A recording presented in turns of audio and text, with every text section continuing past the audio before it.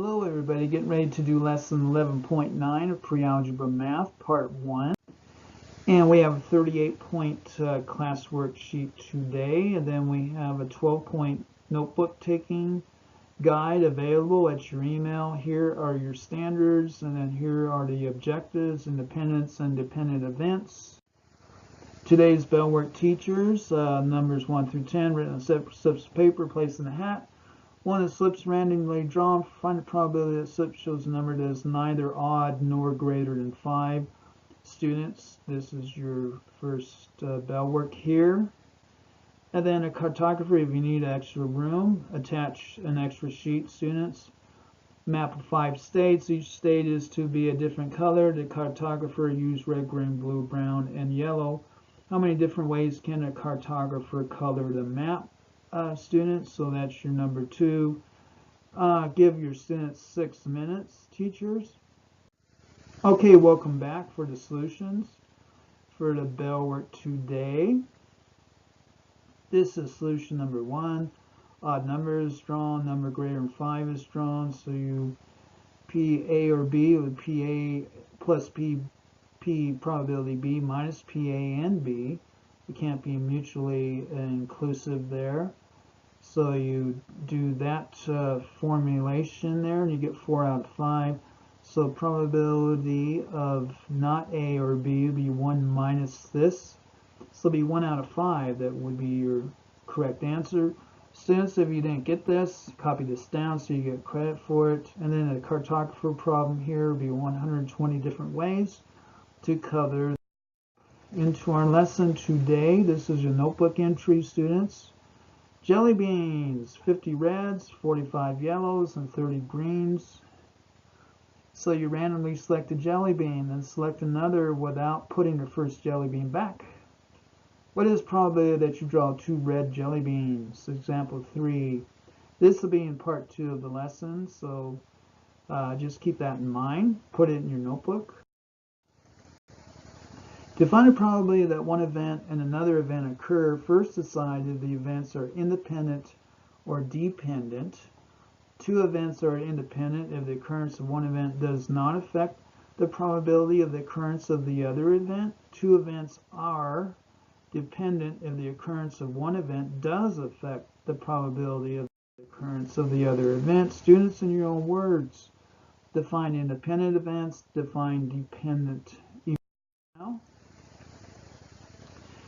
so example 1 here, identifying independent and dependent events. Tell whether the events are independent or dependent. You toss a coin, it shows heads. You toss a coin again, and it shows tails. So what kind of events are these? Does not affect the result of the second toss, so the events are independent. And then B, you draw a name from a hat. Then without putting the first name back, you randomly draw a second name.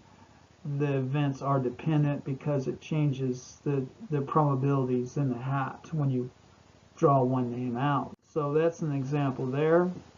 We go into our first guided practice. Tell whether the events are independent or dependent. You draw a marble from a bag, then you put it back into the bag and randomly draw another marble from the bag. That's our guided. Students, you roll 5, then you roll a 6. So describe that event. So for our guided practice here, the solution to that would be because you replace the marble, the result of the first draw does not affect the result of the second, so the events are independent events. You roll a number cube and toss a coin. These events are independent because rolling the number cube does not affect the result of the coin toss. From the table, you can see that 12 possible outcomes. There are 12 possible outcomes. The probability of rolling an odd number and getting heads is 3 out of 12 or 1 out of 4. So here's our situation here. Outcomes here for a number cube 1, 7, 3, 7, and 5 tails. Whoa, these are tails here. 1 tail, 2 tail, 3 tail, and then 3 heads and 1 head and 5 heads. So these are your possible outcomes here. The probability of rolling an odd, these are your odds, and getting heads So they would be a 5 and a head and then 3 in the head. And then over here would be your tail outcomes. These are your head outcomes here. You can also find a probability of rolling an odd and getting heads by multiplying probability of odd number in heads, be probability of odd, and then probability of heads. So it'd be 3 out of 6 times 1 over 2. So it'd be 1 out of 4 for that happening.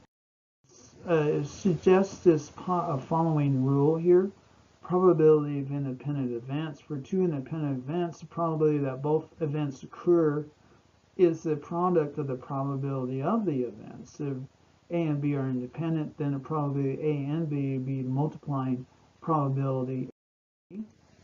So into our example 2 here, a computer randomly generates 4-digit passwords. Each digit can be used more than once. What is the probability that the first 2 digits in your password are both 1? So each digit can be used more than once. So generating a digit and generating another digit are independent events. Because there are 10 digits, the probability of randomly generating a 1 is 1 out of 10. So probability of 1 and 1 will be probability 1 times probability 1, which is 1/10 times 1. And that comes out to 1 over 100 would be that probability. So it'd be 1 out of 100 for the first 2 digits to be 1. Okay, our next guided practice, refer to example 2. What is the probability that all 4 digits are 1? And then students, in example 2, if each digit can be used only once, are the events still independent? Explain. Okay, into our guided practice now. Our solution for that will be 1 over 10,000. And then for you students down here, critical thinking, this is kind of a explanation problem here. Write down your explanation. If you need extra room, provide extra paper, and that will be 11.9. Part 1, Part 2, and Part 3 are available here. Thank you very much.